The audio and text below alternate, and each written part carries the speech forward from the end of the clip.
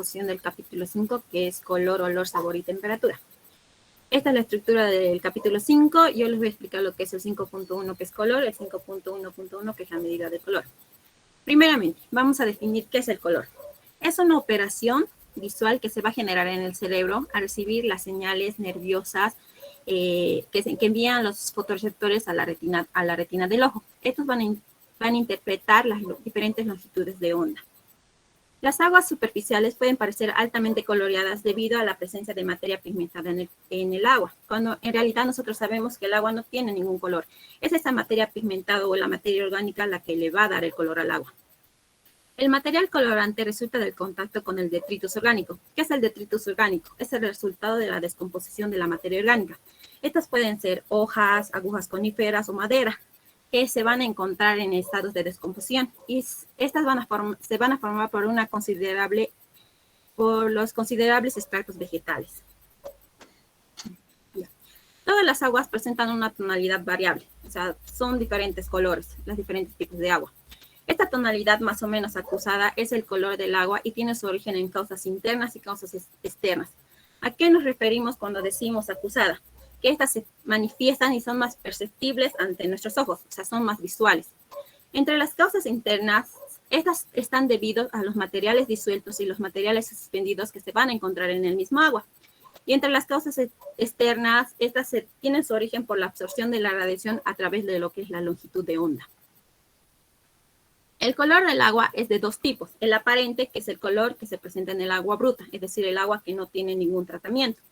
Y el verdadero, que queda después de la separación de la materia en suspensión, que este ya puede tener un tratamiento. Las sustancias productoras de color son varias, produciendo cada una de ellas y en su totalidad las diferentes tonalidades que se van a presentar en el agua. A continuación vamos a ver los diferentes tipos de colores que puede tener el agua.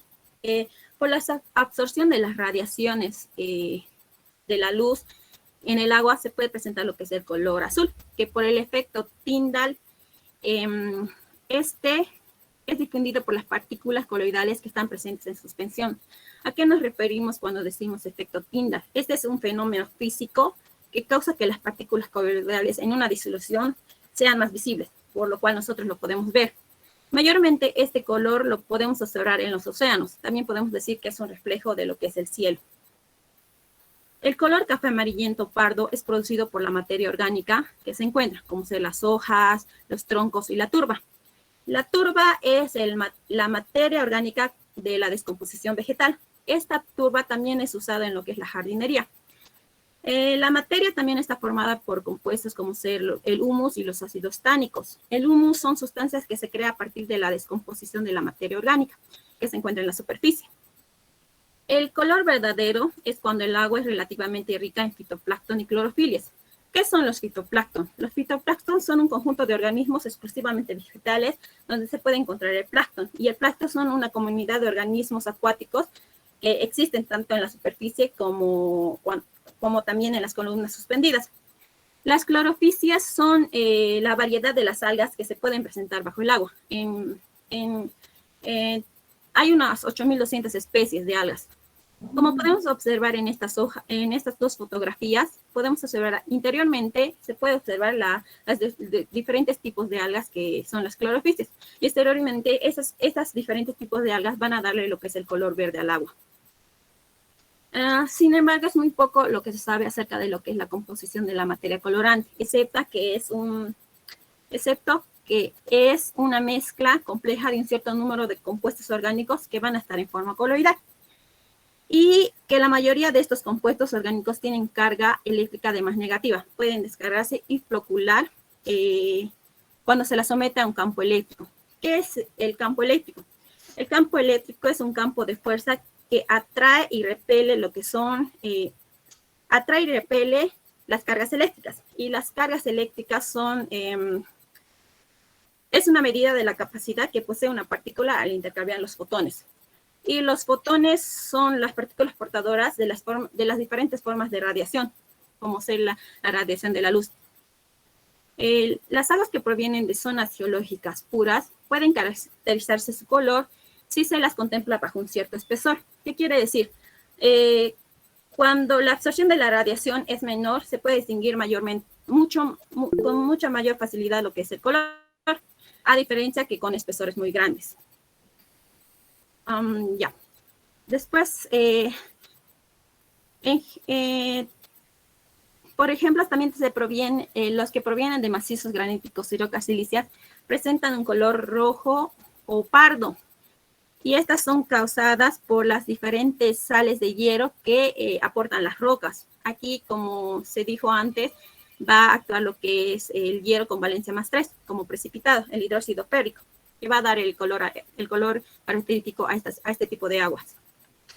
Las aguas que provienen de macizos no calcáreos son relativamente amarillas y las aguas que provienen de macizos calcáreos son relativamente verdes. Estos dos, en relación con las aguas tratadas, pueden presentar coloración.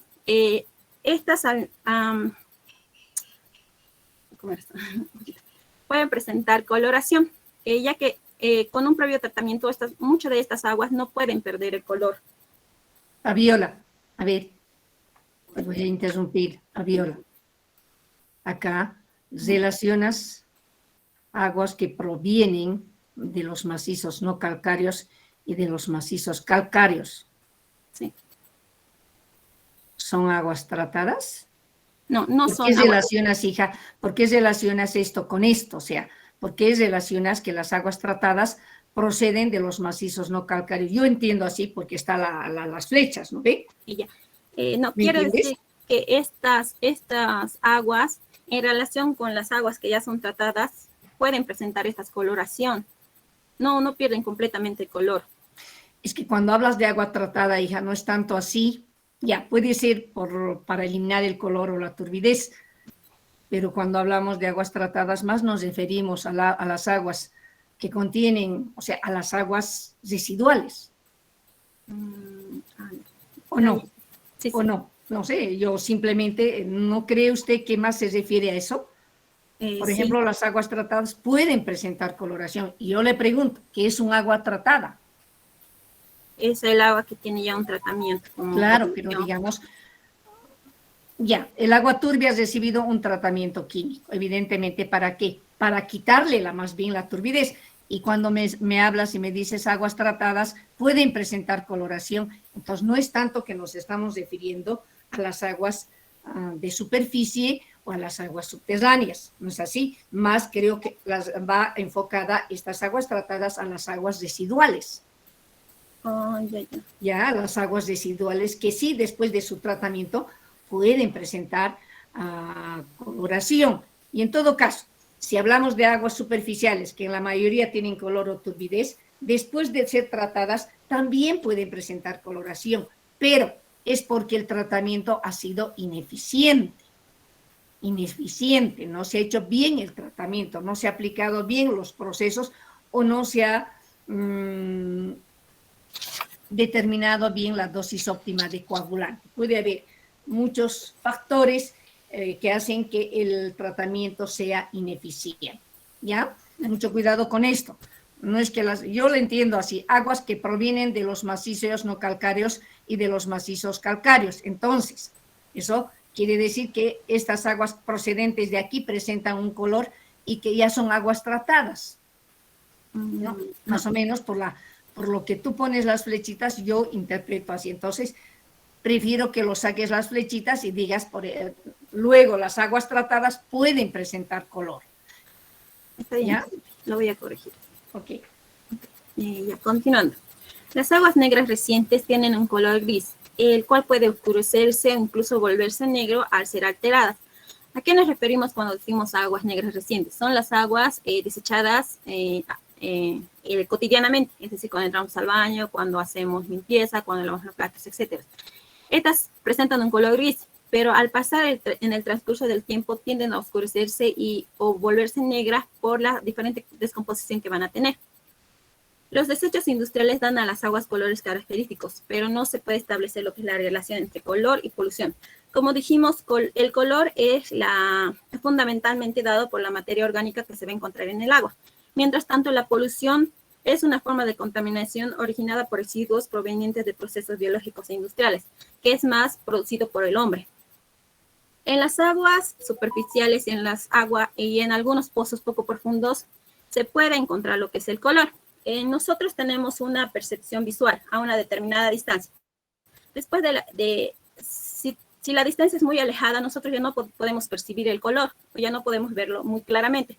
Es por eso que en pozos poco profundos, cuando hay mayor cantidad de luz, hay mucha luz, nosotros podemos percibir lo que es el color que tiene estas aguas. Ahora, si las aguas de pozos son profundas, estas son incoloras en la mayoría de los casos. Como bien dijimos, nosotros tenemos una percepción visual a una cierta distancia.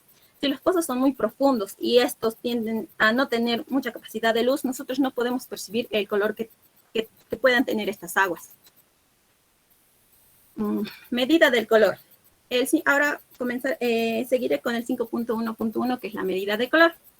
Se considera medida estándar para el color el método platino-cobalto, que es su unidad 1 miligramo de platino sobre el litro de solución. El método platino-cobalto es un método que depende de la operación visual del color de la muestra por el análisis en comparación con colores estándares. Esta medida estándar es relativa. Esto no nos indica lo que es la cantidad de materia colorante, porque bien dijimos que el color es dado fundamentalmente por la materia orgánica que se produce en el agua. ¿Qué quiere decir aquí? Nosotros no podemos decir, hay esta cierta cantidad de color en esta solución. El color es más que todo, en la medida del color, nos trata de identificar el tipo de color que va a encontrarse en el agua. Una corrección ahí, Fabiola. Está bien lo que dice, pero la cantidad se refiere así. ¿Qué cantidad de materia colorante está provocando el color en el agua? A eso se refiere. ¿No ve? Sí, sí. Y la medida estándar para el color precisamente no nos indica eso. Para nada. No nos dice 20 miligramos por litro es el material colorante que está causando color en el agua. Eso es lo que nos dice. A eso se refiere esta parte. ¿Está bien? Sí, sí, sí. A la cantidad de materia colorante. Eso es lo que no nos indica esta medida estándar para el color. No nos indica. ¿Ya? Dice es relativa. Y no tenemos, podríamos decir, qué cantidad de materia colorante está provocando el color en el agua. Ahí no tenemos una respuesta de decir 20 miligramos por litro. Es cuantitativo la cosa. Pero no tenemos eso. En la actualidad tampoco tenemos eso, porque además la composición del material colorante no sabemos, ¿no? Desconocemos. Simplemente nos dicen que son coloides de carga eléctrica negativa, etcétera, etcétera. ¿Bien? Sí, ya. Para lo que es la determinación del color, el agua debe ser centrifugado, ya que del color verdadero. Así. Para la determinación del color verdadero, el agua debe ser centrifugado, ya que si se filtra, el mismo papel del filtro puede tener efectos decolorantes que alterarían el color de esta agua. Y para la determinación del color aparente, el agua no requiere filtración y no debe ser centrifugado. El color del agua, que está por debajo de los 10 miligramos litros, no puede ser observado visualmente. O sea, nosotros no lo podemos distinguir, por lo cual necesitamos un instrumento que es el colorímetro, que va a identificar el color. Por encima de los 15 miligramos litro ya son más detectables, o sea, ya lo podemos detectar con facilidad. Y por encima de los 20 miligramos litros son considerados altos de color. ¿Qué quiere decir? Fabiolita, acá por ejemplo dice, el color del agua por debajo, o sea, el color del agua que está por debajo de 10 miligramos por litro, aquí hay sí una cantidad, ¿no ve? Sí. Entonces, por favor, es que cuando dices el color del agua por debajo, el color del agua que está por debajo de 10 miligramos por litro, prácticamente no se puede visualizar. Requerimos de un dispositivo llamado colorímetro. Eso, ¿ya? Y lo mismo para los otros tres, ¿está bien? ¿Ya? El color que está por encima de los 20 miligramos litros son considerados altos de color, que quiere decir que nosotros ya lo podemos percibir este color porque es más pronunciado. Ya. En lo que respecta al agua de bebida, el color debe ser eliminado casi completamente por el proceso de tratamiento. Y esta agua de bebida no debe ser mayor a los 5 miligramos litro, ya que si es mayor a los 5 miligramos litro, puede decirse que el tratamiento es imperfecto. Ahí va también otra observación, Fabi. A ver, así como lo ha dicho, así como está, lo ha dicho. ¿No ve?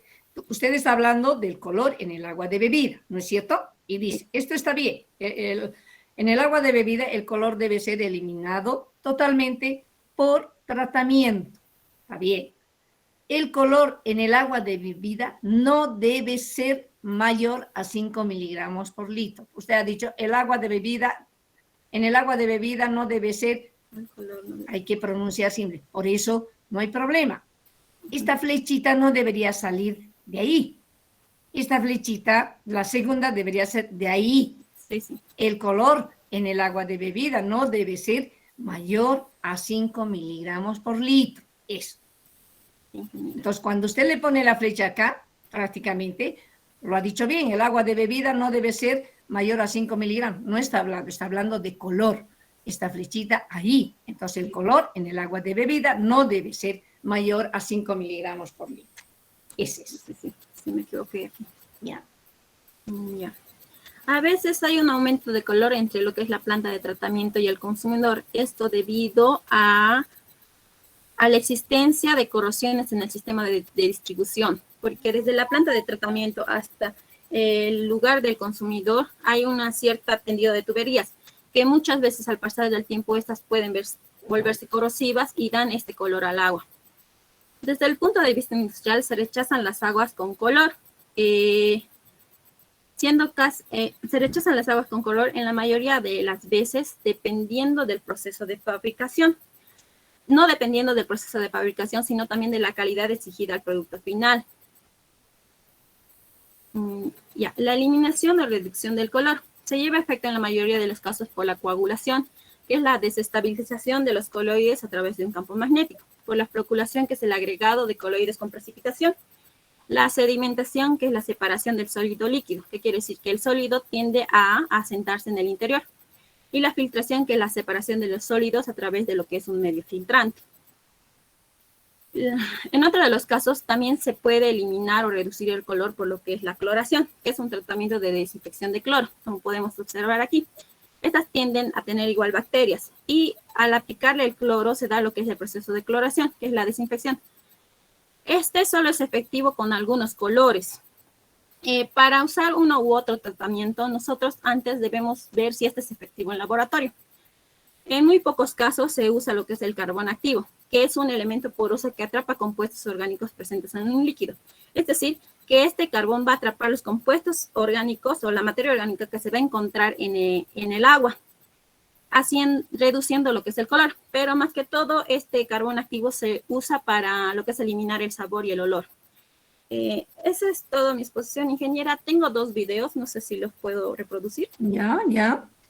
Pero una cosita, Chuy, Javier, a ver, en tus 2 últimas diapositivas, ya no lo pongas, pues, medida del color. Está bien, ingeniera. Claro, porque si estás hablando de eliminación o reducción del color, preferible que le pongas en vez de medida del color, aunque sin numeración, está dentro.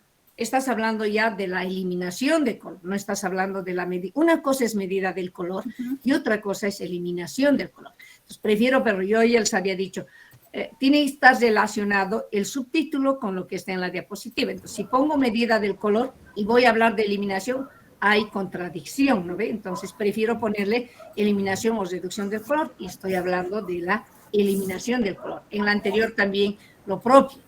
El subtítulo una sola vez. 5.1, medida del color, pero ya ahí has hablado de la medida del color, pero también puedes decir ahora vamos a hablar de la eliminación o reducción del color y le pones eliminación o reducción del color. ¿Está bien? Está bien. Ya. Este es el video. Usnayo, por favor, inhabilita su audio. Ya. ¿Se puede escuchar? En el caso del color, es un parámetro que si bien está ligado con la turbiedad, pero nos hace referencia a otro tipo de contaminación. Entonces estamos hablando de 2 tipos de color. El agua puede tener 2 tipos de color. Un color que denominamos color real o verdadero y un color que llamamos color aparente. Cuando hablamos del color real o verdadero, estamos hablando de ese color que tienen naturalmente las aguas y que es ocasionado por extractos vegetales o por compuestos orgánicos que tenemos, o también por compuestos inorgánicos, pero que son más propios del medio ambiente. Por ejemplo, la descomposición de la materia orgánica, la descomposición de las hojas, de las ramas, que da lugar, por ejemplo, a sustancias húmicas o fúlvicas. Ellas pueden aportar entonces extractos vegetales u orgánicos que nos aportan un color propio de las aguas. En el caso del color aparente estamos hablando de todo ese color que es aportado por material en suspensión.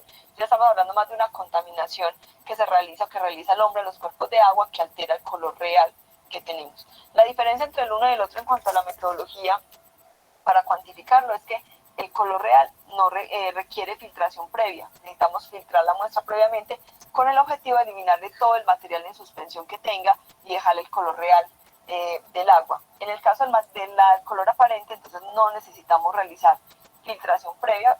Lo que hacemos es medir la muestra tal y como llega de campo. Aquí tenemos algunas imágenes que nos muestran ciertas coloraciones, que son coloraciones, si vemos por acá, por ejemplo, esta parte, son coloraciones muy asociadas a la parte de los suelos. Por ejemplo, suelos muy arcillosos que tienen alto contenido de hierro pueden dar lugar a coloraciones que son de este tipo, que son coloraciones como rojizas o más bien amarillas, y son propias de ese sitio donde se está generando esos cuerpos de agua.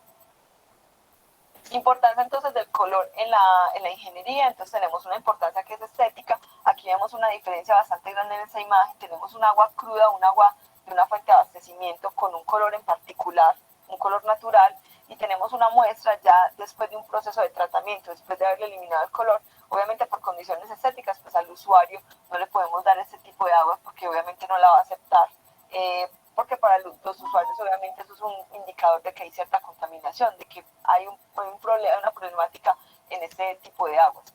Y lo otro es en los procesos de desinfección, y aquí volvemos a lo mismo que hablábamos en la turbiedad, y es que como el color está asociado también a materia orgánica, cuando hacemos la desinfección con cloro nos da la formación entonces de trialometanos, que hablábamos que eran compuestos cancerígenos y que son muy peligrosos entonces para las personas. El color entonces se realiza a partir de un equipo que llamamos el espectrofotómetro. Es un equipo que también es óptico como el turbidímetro, pero hace una medición completamente diferente. En este caso, el equipo manda un rayo de luz a través de la muestra y el equipo cuantifica cuánto de esa luz se absorbe, a diferencia de la turbiedad, que cuantifica es cuánto se dispersa.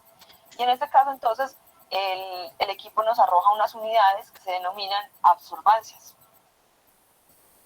El color tiene unas unidades que se llaman unidades de platino cobalto, unidades de UPC. Entonces, si yo quiero cambiar esas unidades de absorbancia a UPC, lo que necesito hacer es hacer uso de una curva de calibración. Y la curva de calibración, entonces, se hace a partir de un estándar, que es una combinación entre el cloroplatinato de potasio y el cloruro de cobalto. Estos dos elementos se llama un estándar de platino-cobalto. Y debido a esto es que se adoptaron las unidades del color. Debido a eso es que el color tiene unidades que se denominan unidades de UPC. Unidades de Por favor, me lo para ahí, Fabiola. Entonces, del equipo del espectro. A ver, este es un trabajo de laboratorio. Lo que ella está explicando es un trabajo, es una práctica de laboratorio. Y precisamente habla de curvas de calibración. Y esas curvas de calibración que las hacíamos antes, porque no teníamos equipo. En la actualidad seguimos haciendo la curva de calibración, pero ya definitivamente se ha estandarizado las curvas de calibración. Yo, por ejemplo, he hecho sobre un parámetro llamado sulfatos, una curva de calibración. No saben cómo es hacer una curva de calibración, o sea, no es difícil, pero es a veces incomprensible en laboratorio. Cuando uno entra y le dice, usted tiene que hacer la curva de calibración, Dios mío.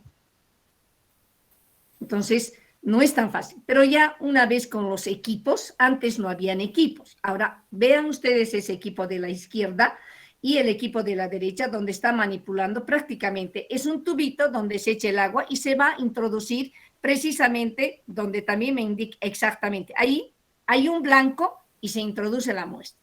Y ahí vamos a tener dos datos, la absorbancia versus longitud de onda. Entonces, ustedes no lo pueden ver en laboratorios, porque no tenemos un laboratorio, o si tenemos también, no hemos entrado, digamos, yo me imagino que hay en hidráulica, tiene que haber en hidráulica, pero necesitamos tiempo para hacer la curva de calibración, y las curvas de calibración son de meses, hay que tener mucho cuidado, hay que estandarizar, eso cuando digo estandarizar es pues hacer una vez, una segunda vez, una tercera vez, hasta que realmente los datos que se obtengan sean los mismos. Y una vez que estemos obteniendo los datos y son los mismos 3 veces, estamos estandarizando prácticamente el método. Entonces, Por eso habla de absorción de luz y dispersión de luz. Entonces, ese tubito que va a entrar justo en ese equipo, ¿qué tanto pasa la luz por ese tubo, por esa masita o por esa muestrita de agua? Y esa lectura nos da en ese equipo. Y eso hacen en el CASA, chicos. Eso hacen ahí, en el CASA. A ver si en algún momento podemos hacer que nos muestren en ese equipo. Y, lógicamente, es trabajo de laboratorio, que a muchos no nos gusta, pero a nosotros, a los químicos, nos encanta porque somos químicos. Entramos al laboratorio y hacemos todo este trabajo. Ya, siga. Fotómetro. Aquí la diferencia es que la muestra no se pone en una celda de vidrio como la turbiedad, sino una celda de cuarzo, porque el cuarzo permite que los rayos de luz pasen fácilmente a través de esa muestra. Lo que hacemos es poner la muestra, ponerla en el equipo y hacer entonces la medición de la absorbancia y finalmente convertirlo a unidades de platino cobalto. Para el caso de la toma de almacenamiento de muestras, entonces es una medición que, si bien lo más recomendado es realizarla en campo, no es posible realizarla en el sitio debido al equipo. Es un equipo muchísimo más grande, ¿sí? Volvemos aquí a la imagen, es un equipo que requiere en muchos casos, como en este, un computador, entonces es imposible hacer la medición directamente en campo, entonces para eso se utilizan las mediciones que son en laboratorio. Aquí hay una observación, es que hay algunos métodos que tienen que ver con colorímetros, son equipos un poco más pequeños y que sí permiten llevarse a campo. En ese caso, entonces, lo más recomendado es hacer esa medición directamente donde estamos tomando la muestra. En el caso que no se puede, entonces se lleva la muestra al laboratorio y las condiciones son exactamente las mismas de la turbiedad. Recipiente preferiblemente de vidrio, pero también es posible hacer la toma de muestra en uno de plástico. La preservación de esa temperatura, 4 grados centígrados, sin adicionar ningún reactivo, y la estabilidad son 24 horas para evitar que la materia orgánica se degrade y nos cambie el color que tienen entonces esas muestras. Con esta presentación entonces concluimos. En el caso... Comencemos. Bueno, primero voy a necesitar mi colorímetro. Este es un aparato para medición de color. Se inventó y se le puso un disco donde tiene diferentes tonalidades de color que ustedes ya realizaron también en la teoría. Vamos a necesitar tubos de ensayo, si lo recuerdan desde la preparatoria, tubos de Nestle, con esto, el tapón del tubo de Nestle, y es perfilado para poder, para asegurar que pase la luz perfectamente, un vaso de precipitado para vertir la muestra, antes y la centrifugadora, porque como recuerdan en la teoría dice que vamos a hacer el color aparente y el color real. El color real tenemos que usar la centrífuga para quitarle todas las posibles. El color real es el color verdadero.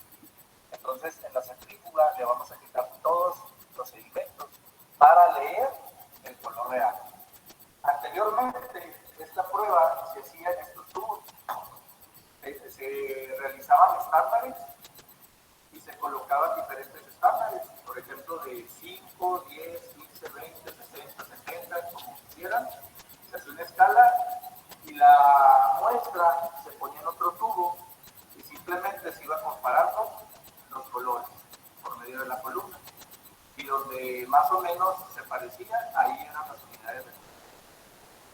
Para no hacer esto, porque variaba mucho de acuerdo a la iluminación que tuviéramos, fue que se desarrolló este colorímetro. ¿Sí? Para iniciar, vamos a poner agua destilada del lado izquierdo del aparato, que va a ser nuestro referente, es nuestro número 0, por decirlo así, de unidades de color. Vamos a vertir en estos vasos de precipitados la muestra problema, ¿sí? Y de aquí, bueno, previamente la agito. La correcta manera de quitar las muestras es así. La agito, la abierto aquí, y de aquí voy a vertir en el tubo de Nestle hasta la marca que se encuentra aquí. Una vez, esta es la marca ahí, la tapo Lo pongo en el colorímetro y cierro. Enciendo el aparato y le voy a dar vuelta al disco de tal manera que la muestra y el blanco que puse sean de un color semejante. Tal vez no sea exactamente el mismo color, pero que la intensidad sea la misma. Y entonces voy a observar, por ejemplo en esta muestra, aquí pueden observar que es el número 15. Entonces, esas son 15 unidades de color. ¿Sí? Ese va a ser nuestro color aparente. Apago mi equipo y retiro la muestra problema. Esta muestra problema la abierto aquí, enjuago mi equipo y con agua destilada siempre tengo que enjuagar con agua destilada después del agua de la llave. Siempre con mucho cuidado. ¿Sí? De esta manera es como se lee el color aparente. Aparente. Para el color real, vuelvo a quitar la muestra, vierto en el vaso de precipitado y voy a tomar aproximadamente 6 tubos de ensayo. ¿Sí? La muestra voy a agregar a cada tubo de ensayo y que queden a la misma altura todos. ¿Por qué deben de quedar a la misma altura todos, con la misma cantidad de líquido? Porque voy a meterlos en la centrífuga a 3000 revoluciones por minuto, por 2 minutos y medio. De tal manera que si no están con la misma cantidad de líquido, estos se van a romper aquí dentro. Entonces los coloco de manera equilibrada. Como estos son 6, coloco 3 de un lado y coloco 3 del otro lado para que queden equilibrados. ¿Sí? Cierro la puerta y enciendo el equipo 3000 revoluciones por 2 minutos y medio, o pueden ser menos revoluciones por un poco más de tiempo. La verdad es que simplemente que nos aseguremos que los sólidos queden en la parte baja de los tubos de ensayo. Una vez que se termine el tiempo, voy a hacer lo mismo. Voy a llenar el tubo de Nessler con el cuidado de que no se me vayan los sedimentos. De cada uno de los 6 tubos, voy a llenar el tubo de Nessler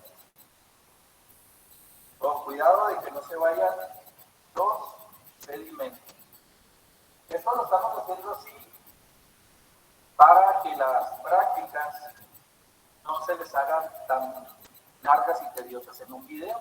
En la práctica son muy padres, pero en los videos no es resultado. Pongo el tapón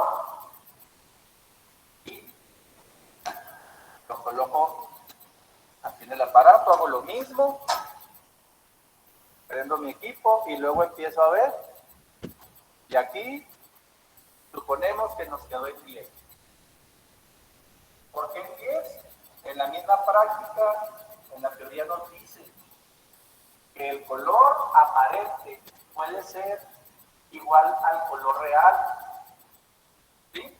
El color real puede ser menor o igual al aparente, pero nunca va a ser mayor. Por obvias razones. ¿Por qué? Porque el aparente tiene sólidos que nos dan más color y el real no tiene ya los sólidos. Por lo tanto, nunca va a poder ser mayor que el color aparente. Espero haber sido claro. Apago mi equipo, ¿sí? Y vuelvo a vertir y muestra problema enjuago con mi agua destilada. Para cualquier duda que tengan, así es como termina. Eso sería todo. Muchas gracias por su atención.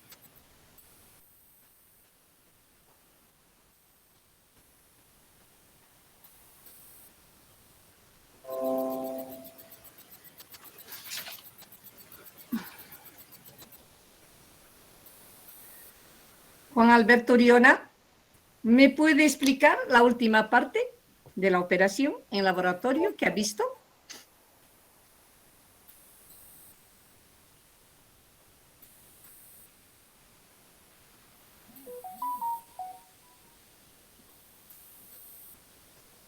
Uriona, por favor, quisiera que me lo repita la última parte de lo que hemos visto en laboratorio, de la diapositiva que ha mostrado su compañera.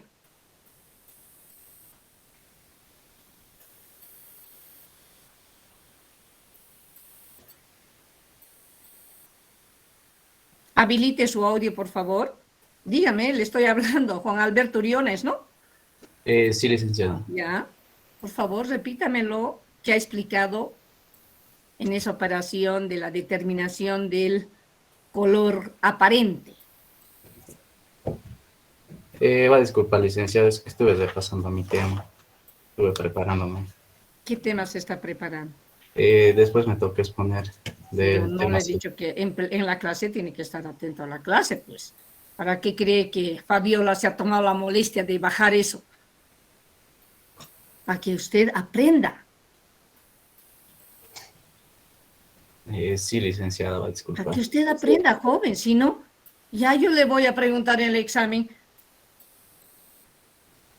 Describa el procedimiento de la determinación de color aparente. ¿Cómo va a describir usted si no ha visto nada?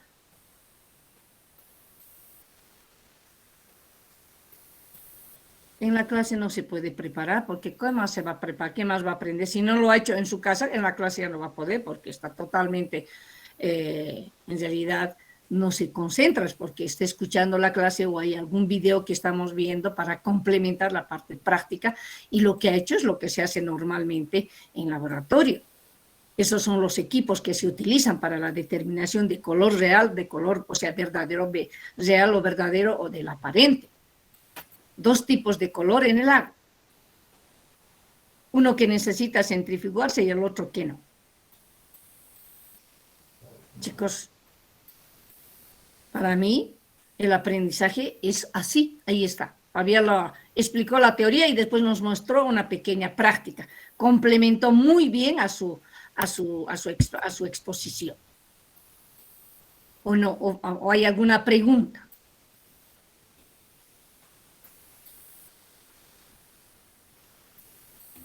No, le hice, estaba bien la parte del Claro, laboratorio. ahí Lo está que la hice. parte práctica que tanto ustedes dicen, queríamos no podemos ingresar, pero ahí está, nos han explicado. Yo también he estado bien atenta. Chicos, son 35 años, no, 25 años que yo he salido del CASA. Son 25 años que he salido del CASA. Me acuerdo que centrifugaba, me acuerdo que hacía la determinación del color como lo ha hecho en ese equipo. Lógicamente los equipos son diferentes.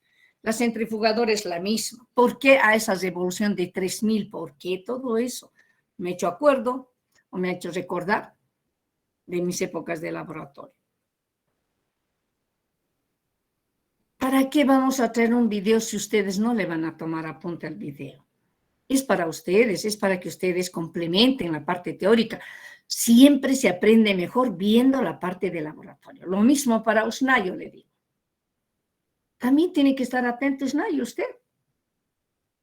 A ver, usted, ¿me puede describir qué se ha hecho en la última parte? Usnayo. Disculpe, Lice, es que hay un poquito mucho ruido, apenas estoy... No hay ruido, Usnayo. Yo le estoy viendo que se ve en cada uno de ustedes cómo están atentos a la explicación. Tienen que estar atentitos.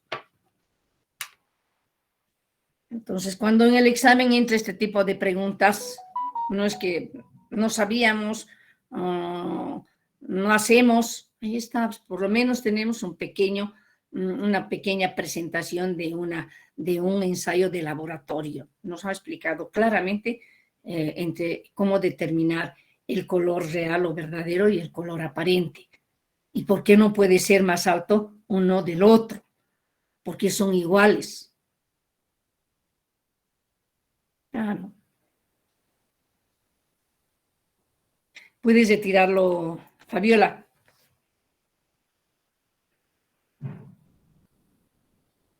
20 sobre 20, Fabiola, la felicito. Del anterior semestre está bien, bien. Lo único que le pido es que Debo corregir. es mucho corre, sí. Más despacito estuviera mejor. Es una forma de aprender a exponer su trabajo de tesis, pero más despacito. Claro, 30 minutos tiene para exponer. Entonces, muchas veces tenemos que hablar rápido para terminar en 30 minutos toda la información que sacamos de nuestra tesis. Por eso hay que saber comprimir bien la información. Está bien, gracias. Listo. Pero, Fabiola, que no sea solamente eso lo que me ha mostrado que esté estudiando, sino tiene que estudiar todos los capítulos, así como lo ha hecho hoy día. Ha estado muy bien su exposición. Listo. ¿Quién le sigue? 5.2. Ya no le puedo preguntar nada, porque todo está ahí. 5.2, presente, licenciado. ¿Quién es? Siles Garisto Zenet Jr. Siles. ¿Alguna pregunta para Fabiola, por favor?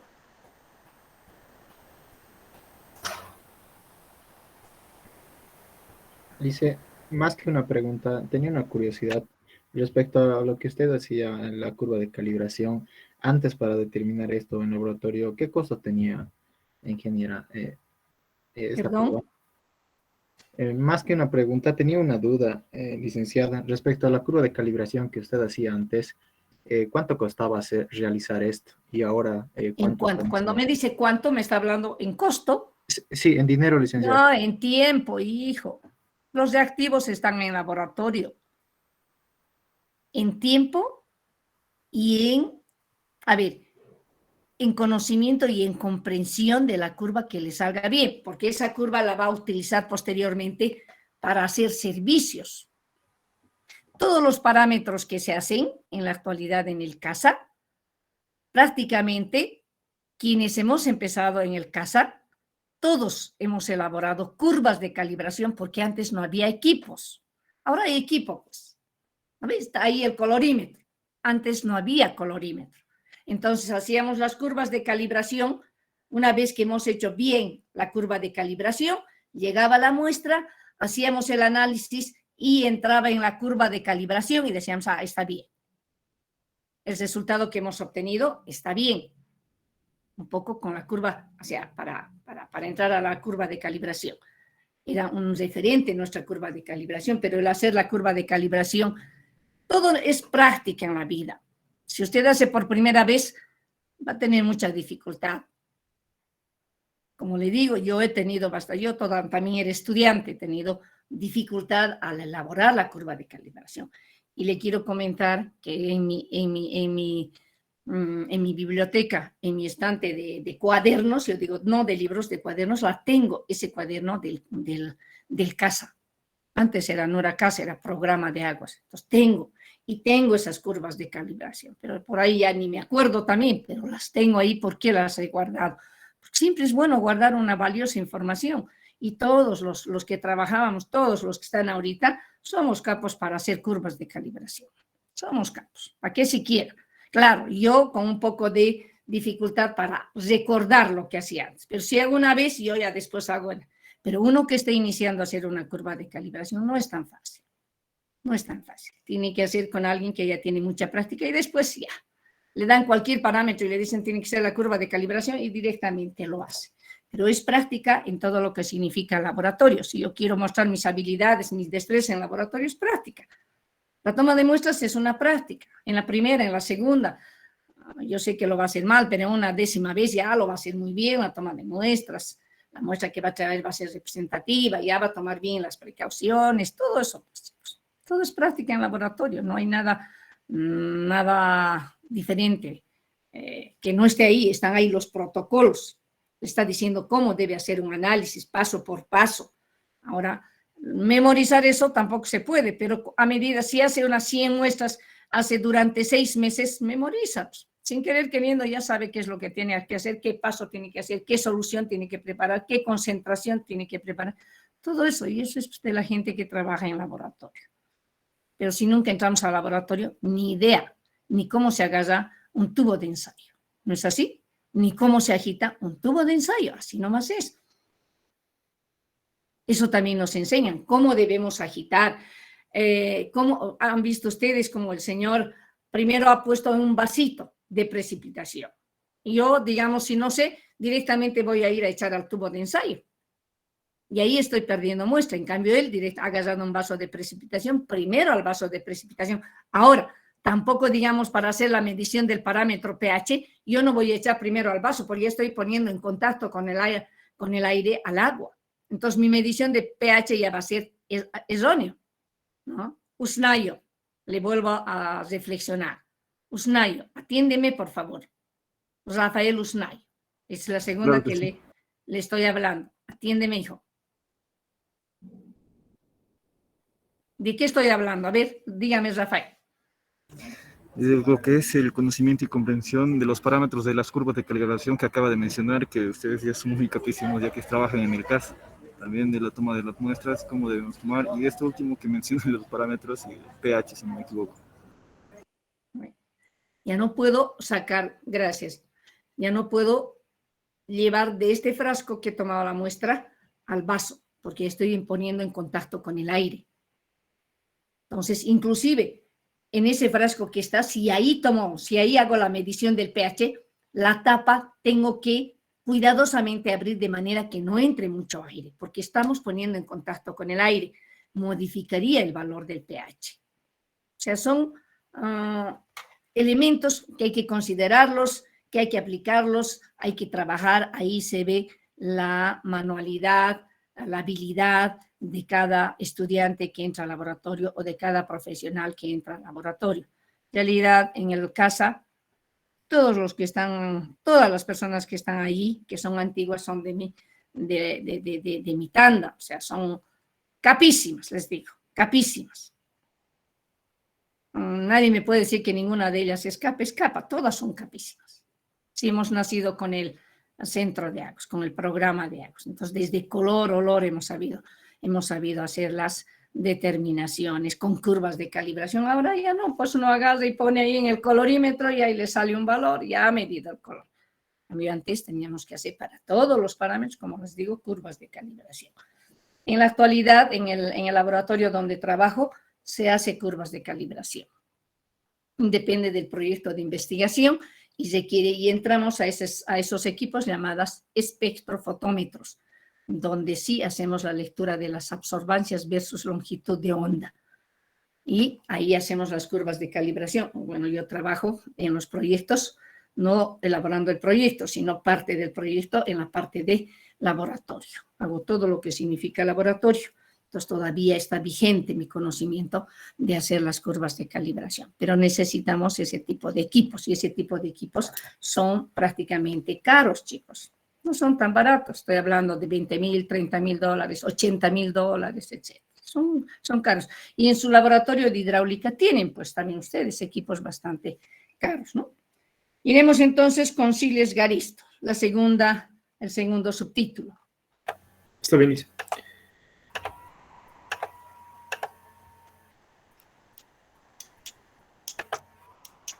¿Se puede ver, licenciada? Sí, sí. Vamos a hablar de... El capítulo 5, color, del subcapítulo olor y sabor, y el otro subtítulo, determinación del olor y sabor, licenciado. Perfecto. Muy bien. Continuando con la exposición sobre el capítulo 5, color, olor y sabor y temperatura, con los subtítulos 5.2, olor y sabor, 5.2.1, determinación de olor y sabor. Bueno, el 5.2, olor y sabor.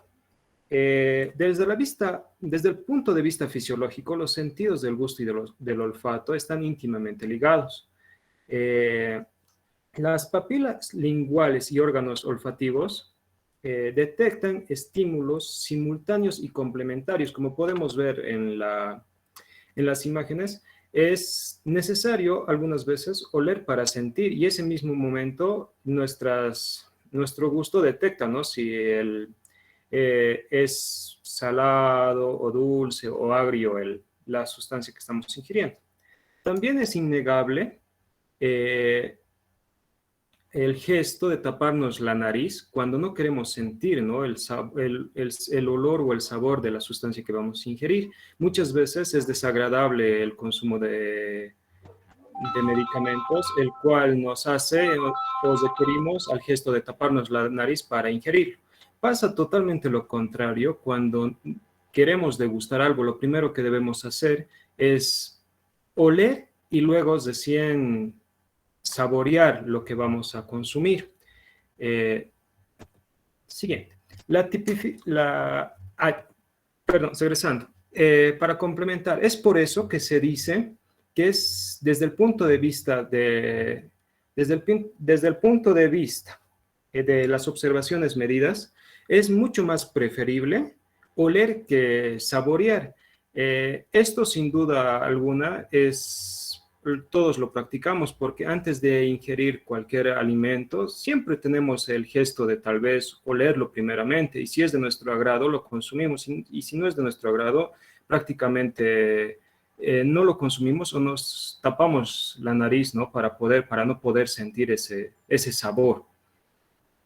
Es por eso que es preferible oler que probar. Siguiente. La tipificación del origen del agua según la fragancia. En nuestro texto es la tabla 5.1. La tabla 5.1. El tipo de color. Cuando el tipo de color es inodoro, lo podemos ver en aguas dulces y frescas. Cuando el olor es metálico, se las puede ver en tipo de aguas subterráneas, como podemos ver en las imágenes, que tienen un olor a metal. Bueno, el olor a sulfuro. Estas se encuentran en sistemas anaeróbicos. ¿Por qué se les dice anaeróbicos? Porque están sin la presencia de oxígeno. Como podemos ver en la imagen, tenemos dos tipos de sistemas, ¿no?, en esta planta. Uno es aeróbico, el que está en contacto con la superficie, con el aire, y los otros dos son anaeróbicos, que son los tanques, que no tienen contenido o que no están expuestos al aire, que no tienen oxígeno. Y esos tienen un olor característico a sulfuro. Bueno, el olor vegetal. El olor vegetal se encuentra en aguas poco profundas, también en ríos. Este olor creo que todos lo hemos podido percibir, ya que es significativo, ¿no? O se puede percibir en el momento en el instante que llueve o cuando está pasando por el río y hay mucha vegetación. El olor pícrico. El olor pícrico es René, ¿le puedo pedir unos 2 minutitos, por favor? Me están llamando a la puerta y creo que es algo urgente, me tienen que dejar una información. No, lo puede mantener o lo puede mantener. Unos 2 minutitos me pueden esperar, por favor. Está bien, Lisa. A ver, mañana terminamos lo del capítulo 5, por favor. Y les voy a dejar, como quiera que el jueves estoy viajando a Tarija, una semana no vamos a pasar clases, chicos, pero una semana donde quisiera, por favor, estudiemos el capítulo 3, estudiemos el capítulo 4 y el capítulo 5. Les pediría, por favor, que estudien en esa semana, dedíquenle, en las clases que tenemos, dedíquenle a estudiar, porque vamos a llegar a hacer la retroalimentación y después el examen de los 3 capítulos. ¿Está bien? ¿Alguna pregunta? Si no, ya nos vamos. ¿Alguna pregunta? No hay preguntas entonces. Vámonos. Dice, que les vaya bien. Buenos días. Mañana continuamos normal. Mañana. Sí, mañana pasamos clase. Sí o sí pasamos clase. Vamos a terminar el capítulo 5, por favor, con los que están ya asignados el capítulo 5. Mañana terminamos capítulo 5. Solamente va a quedar el capítulo 6 hasta la próxima semana, que sería el lunes, donde entramos y exponemos el capítulo 6. Para que no me digan, no nos dijo. ¿Está bien? Buenos días, chicos.